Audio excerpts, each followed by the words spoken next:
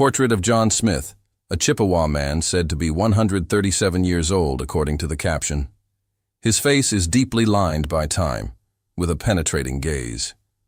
He lived through the full transition from traditional native life to the modern America of the 20th century. Pearl Hart. After pulling off one of the last stagecoach robberies in the Old West in 1899, Pearl Hart became a national sensation when she was featured in Cosmopolitan magazine. She was imprisoned at the Yuma Territorial Prison in Arizona and was released early in 1902 when the governor pardoned her for reasons that remain unknown.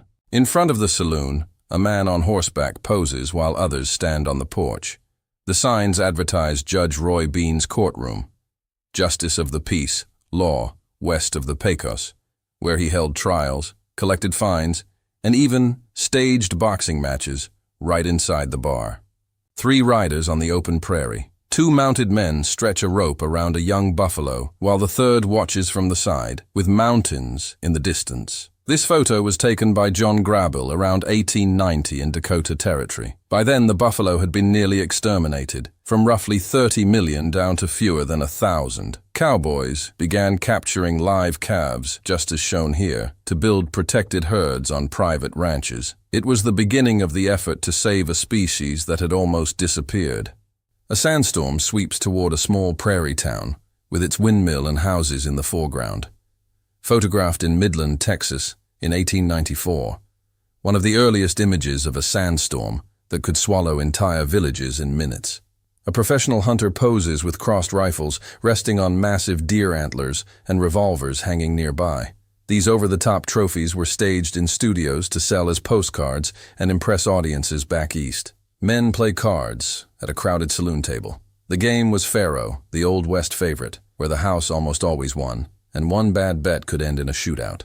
A mixed group of Native Americans and white men posing together at a mountain camp. Many whites lived as scouts or traders married to Native women, serving as bridges between tribes and the U.S. Army. A large group of Native Americans wearing full headdresses poses with a white man in front of several teepees, a classic image of a tribal gathering or Old West show sold as souvenirs to curious audiences back east. A young man armed with a sword and pistol poses seriously in the studio. Many like him were Civil War veterans who headed west looking for land, gold, or work as sheriffs. Olive Oatman, likely the most famous photograph of a former Native American captive, taken after her ransom was paid in 1856. This image of the Mormon woman Olive Oatman clearly shows the blue cactus tattoo her Mojave captors gave her to ensure a good life. Rangers, the first Texas Rangers. The Texas Rangers may well be the most legendary lawmen in Old West history. In the years right after the Civil War, their main enemies weren't outlaws, they were the Comanches. Photographs of Texas Rangers taken before 1870 are extremely rare. This one, showing James Thomas Byrd on the left and John J. Haynes, was taken in 1868. The young Indian fighters are dressed more like Civil War guerrillas than the classic cowboy-style Rangers we usually picture.